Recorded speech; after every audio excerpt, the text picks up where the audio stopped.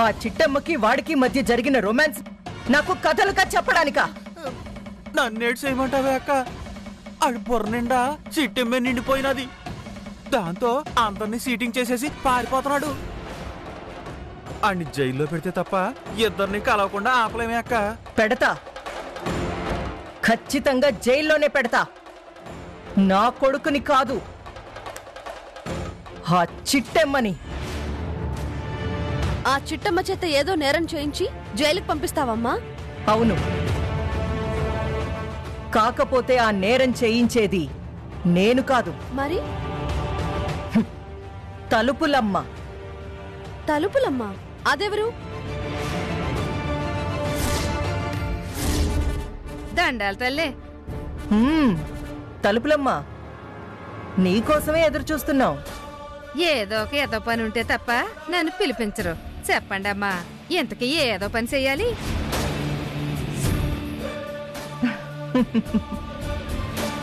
మిఠాయి కొట్టు చిట్టమ్మ ఇంటికెళ్ళాలి. నువ్వు పెట్టే చిచ్చుతో ఆ కుటుంబం 3 ముక్కలవ్వాలి. నా కొడుకు గురించి మాత్రమే ఆలోచించే చిట్టమ్మ తన కుటుంబాన్ని ఎలా కాపాడుకోవాలరా దేవుడా అని గిలగిలా కొట్టుకునేలా చెయ్యాలి. ఒక్క మాటలో చెప్పాలంటే ఆ మిఠాయి కొట్టు చిట్టమ్మ బతుకు సర్వనాశనం చెయ్యాలి. బతుకులు బాగు చేయాలంటే కష్టంగానమ్మా. బతుకు బజారు పాలు చెయ్యాలంటే ఎంతసేపమ్మా? మీరు అనండి. తల్లికి కూతురికి, మొగుడికి పెళ్ళానికి, అన్నకి చెల్లికి మధ్య గొడవెట్టేసి చుట్టూ పట్టుకుని కొట్టుకునేలా చేయకపోతే నా పేరు తలుపులమ్మే కాదు. శభాష్, నువ్వు అంతటి దానివని తెలిసే నిన్ను పిలిపించాను. వెళ్ళి నువ్వు ఆ పనిలో ఉండు. అట్టగేనమ్మా. అక్కడ ఏం జరుగుతుందో ఎప్పటికప్పుడు సమాచారం మీకు అందిస్తాను. ఉంటాను తల్లే. ఒరే తమ్ముడు, అక్క అడ్వాన్స్ ఇరా.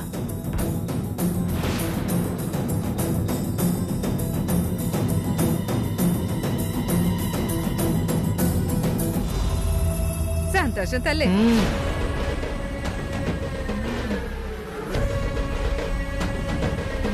అమ్మా, మనిషిని చూస్తే తేడాగా ఉంది. అన్నంత పని చేస్తుందంటావా? ఇదా ఇంట్లో అడుగు పెట్టాక ఒక్కరోజు మారకముందే ఆ చిట్టమ్మ బతుకు మారింది అన్న రిజల్ట్ మన చెవిన పడుతుంది. నువ్వే వింటావుగా.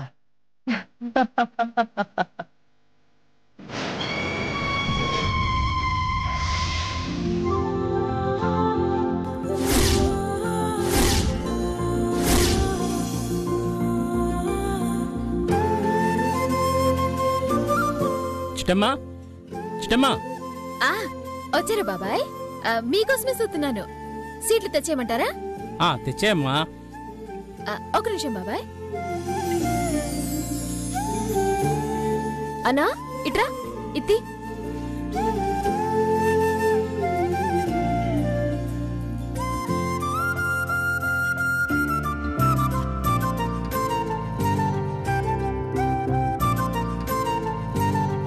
అన్నా అన్నా, నువ్వు వెళ్ళి అటు సంగతి చూడు. బాబాయ్, మొత్తం 500 కిలోల సీట్లు. ఒకసారి చూసుకుంటారా? నువ్వు స్వీట్లు చేశాక ఇంకా చూసుకోవడం ఏంటమ్మా? తూకమేసిచ్చేయి. ఒరే అనియా, 500 కిలోల సీట్లురా. తూకమేయాలంటే నాన్న వల్ల కాదు. నువ్వు వస్తే ఇద్దరం కలిసి తూకమేసి ఇచ్చేద్దాం. ఏటే? నాకు తూకం వేయడం తప్పితే వేరే పని లేదనుకున్నావా? అవతల పాలు తీసుకునే ఎలా అవుతుంది? నీ పన్ను చూసుకో, నా పని నేను చేసుకుంటాను.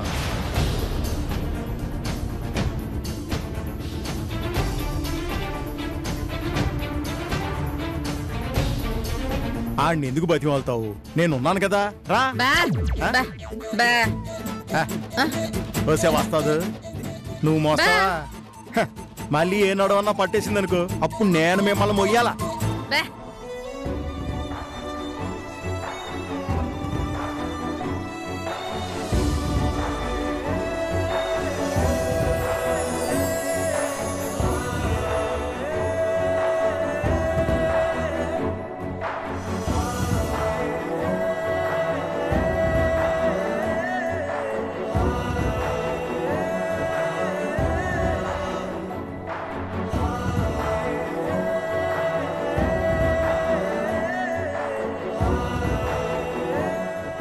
ఇదిగా మీరందరికీ నిలబడితే నా గేదెలు బెదురుతాయి. వెళ్ళి వాళ్ళు అక్కడ గేటు దగ్గర నించోండి.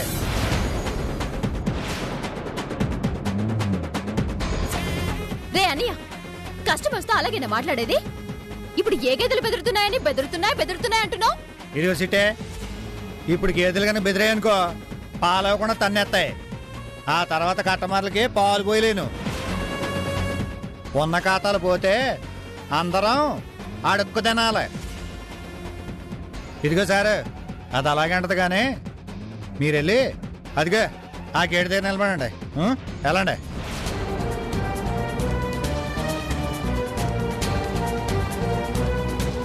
ఇదిగో పిన్ని, ఆ గేదెలు బెదురుతాయంట. మీరెళ్ళి ఆ గేట్ కాడే నిలబడండి. మా అన్నయ్య వచ్చి పాలు పోతాడు. ఏయ్, వాళ్ళు నా కస్టమర్లే, వాళ్ళని ఎందుకు వెళ్ళమంటున్నావు? వీళ్ళు నా కస్టమర్లు, మరి వీళ్ళని ఎందుకు వెళ్ళమంటున్నావు? వీళ్ళు వెళ్ళిపోవాలంటే వాళ్ళు కూడా వెళ్ళిపోవాలా? చెప్పు, ఉండమంటావా? వీళ్ళతో పాటు వాళ్ళని కూడా వెళ్ళమంటావా? అందరూ ఇక్కడే తగలడండి.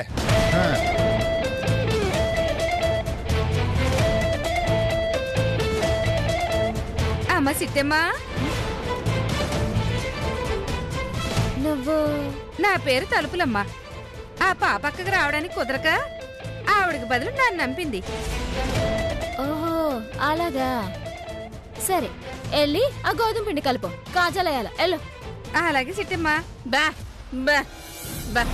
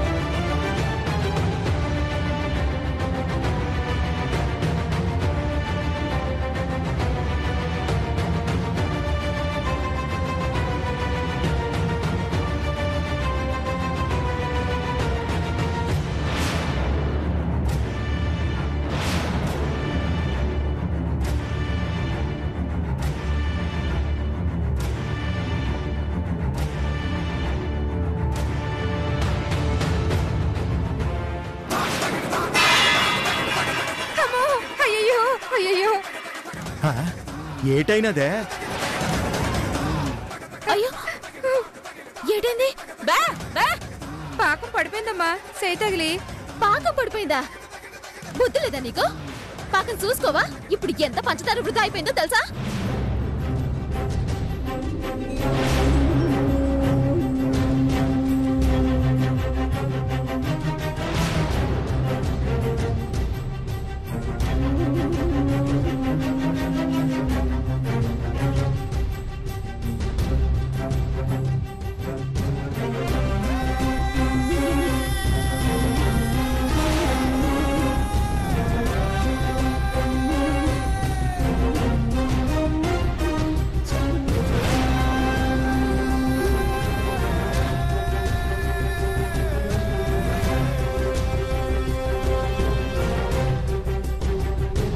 నువ్వెక్కడికి వెళ్ళావు?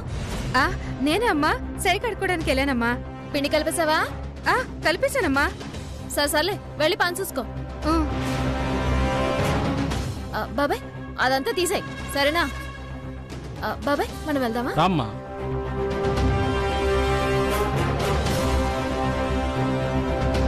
మొత్తం 500 కేజీలు బాబాయ్. కిలో 400 చొప్పున అడ్వాన్స్ తీసేసి మిగతా డబ్బులు ఇచ్చేసేయండి. అలాగేనమ్మా.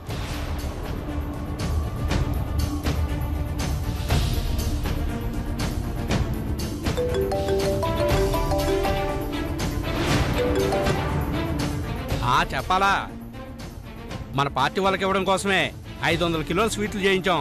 ఒక అరగంటలో వచ్చేస్తాం. సారు, మీరు అనవసరంగా సిట్టమ్మని నమ్మారు. ఒక్కసారి ఆ కాటా కింద చూడండి.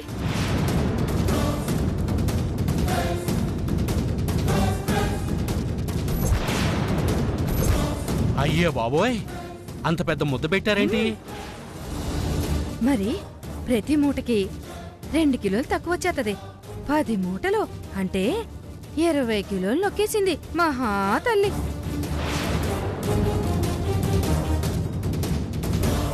చిట్టమ్మ, ఏటైందిరా?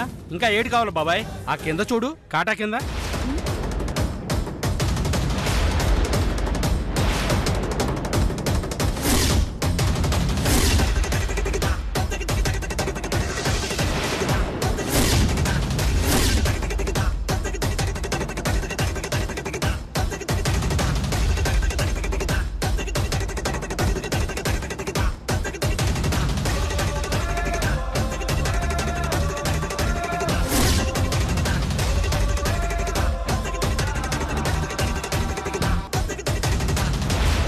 ఈ 2 గోదావరి జిల్లాల్లో నిజాయితీగా సీట్లు చేస్తావని, ఎలాంటి మోసాలు చెయ్యవని నమ్మి నీ కాడకొస్తే నువ్వు చేసే మోసం ఇదా? సారు, నిజంగా నాకు ఈ పాపం తెలియదు సారు. నీకు తెలియకుండానే కాటా కింద అంత పెద్ద ముద్ద వచ్చిందా?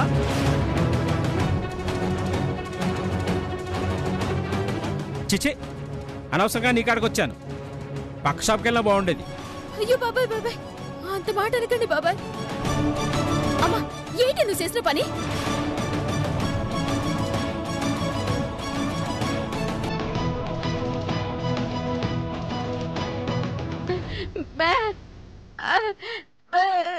నేనే చేశానంటున్నావా? ఆ కాట కింద ముద్దతికించింది నువ్వు కాదు? చూసావా నాన్న, ఇలా కాట కింద ఎన్నోసార్లు చింతపండు పెట్టడాలు, మైదాపిండి పెట్టడాలు చేస్తే నేనే ఎన్నోసార్లు తిట్టాను. అయినా కూడా బుద్ధి మానుకోలేదు. ఇప్పుడు చూడు, నలుగురిలో నా పరువు తీసింది. ఎందుకే ఇలాంటి బుద్ధి లేని పనులు చేశావు? మన పరువు తీయడానికా? చాలే, చెయ్యాల్సిందంతా చేసేసి ఇప్పుడు లేదంటే సరిపోతుందా? ఇప్పుడు వాళ్ళకేం సమాధానం చెప్తావో నువ్వే చెప్పు. ఆవిడే చెప్తాది. ఇలాంటి పనులు మానుకోమ్మా మానుకోమ్మా అని 100 సార్లు చెప్పాను. అయినా ఆవిడ మానలేదు. ఇదంతా నా కర్మ. బాబాయ్, బస్తాకి 2 కిలోల చొప్పున 10 బస్తాలకి 20 కిలోలు కాదు 40 కిలోల డబ్బులు తీసేసేయండి. సరే, చేసిన తప్పు ఒప్పుకొని చంపలేసుకున్నారు కాబట్టి సీట్లు కొంటున్నాను. ఇదిగో, నీకు ఇవ్వాల్సిన డబ్బుల్లో 40 కిలోల డబ్బులు కట్ చేసి ఇస్తున్నా. ఇంకోసారిలో కాకుండా చూసుకుంటాను బాబాయ్. చూసుకోమ్మా, లేకపోతే కస్టమర్లు ఎవరు మీ షాప్ మొహం కూడా చూడరు. ఈ వెంటనే పంపించాయి. పదండ్రా.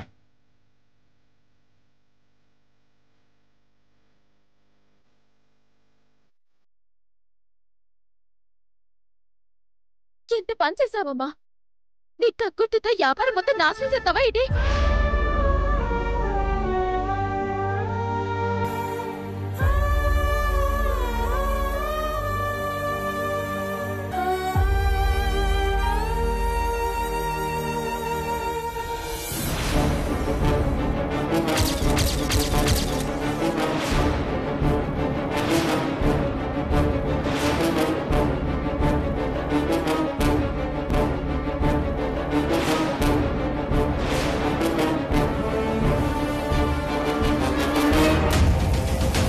అమ్మా, ఇప్పుడు ఏంటైందన్నమ్మా?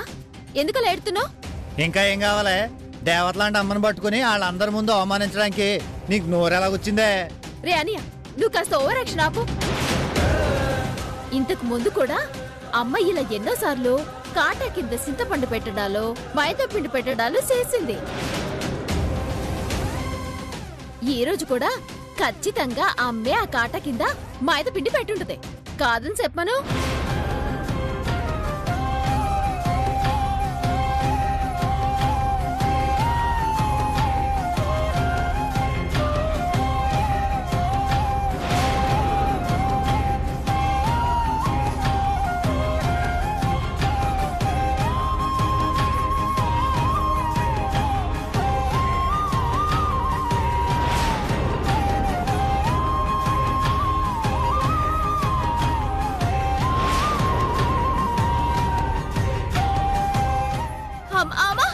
అమ్మా అమ్మా అమ్మా, ఏడమ్మా ఏడ్చెత్తున్నావు?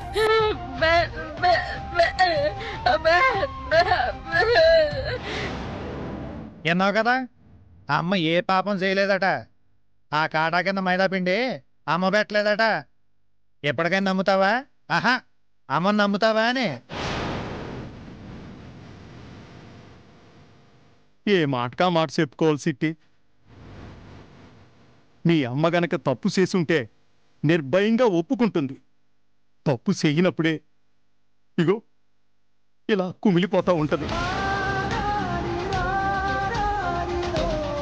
దేవుడి ముందు అరచేతిలో ఆర తెలిగించింది అంటే నేను తప్పు చేయలేదు అని చెప్పిందంటే ఖచ్చితంగా అది తప్పు చేయలేదన్నమాట.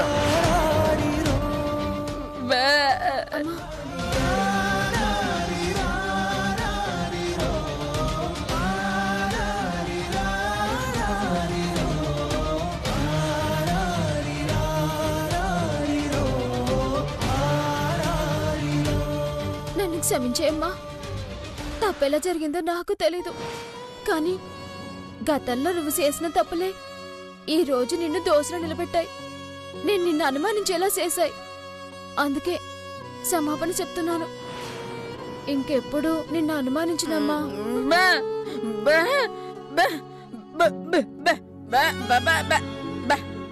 విన్నావు కదా, రేపటి నుంచి సీట్ల పనికి అమ్మ రాదట. నీకెలాంటి సాయం చేయదట. అమ్మా ఏటమ్మా మాటలో? తెలుసు తెలియక చిన్న మాట అంటే దానికి ఇంత పంతం పట్టాలా? బాబా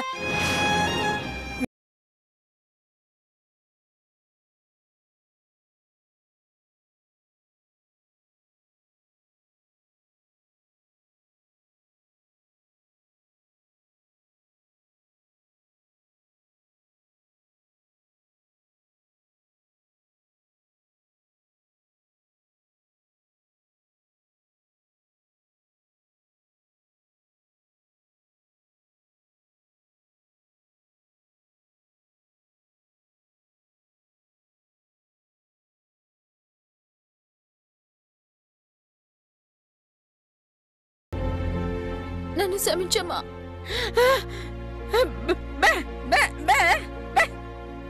అవునమ్మా, నిజంగానే పిచ్చి పట్టింది. అందుకే దేవత లాంటి నిన్ను అనుమానించాను. అందరి ముందు అవమానించాను. అనరాని మాటలు అన్నాను. అందుకే నీ కాళ్ళట్టుకొని క్షమాపణ చెప్పాలనుకుంటున్నాను. ఇంకెప్పుడు నీ కూతురు నిన్ను అనుమానించదమ్మా. నన్ను క్షమించే.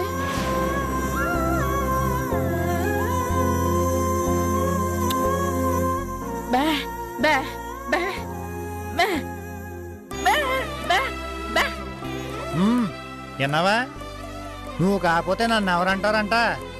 ఇంతకు ముందేమో సీట్లకు సాయం రాను నీతో మాట్లాడినందా. ఒకసారి కాలు మీద అడిపోయేసరికి మీద పడి ముద్దులెట్టేస్తుంది. అయినా కన్న తల్లిని అనుమానిస్తావేటే? ఈవేళ అమ్మను అనుమానించావు, రేపు నన్ను అనుమానిస్తావు. నీతో కొంచెం జాతకం ఉండాలి బాబో. రే అనియా, ఎందుకు అలా మాట్లాడతావు? నేనెప్పుడైనా అమ్మని అన్నాన్రా? అసలు మిమ్మల్ని నేనెందుకు అనుమానిస్తాన్రా?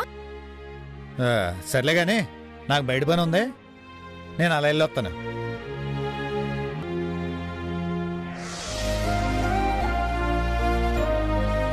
ఏటన్నా, ఏటి కావాలి? ఏట్లేదు సిట్టి. ఓ 2 కిలోలు కారపూస, 2 కిలోలు చిప్స్, 2 కిలోలు జంతికలు పార్సల్ చేసేయి.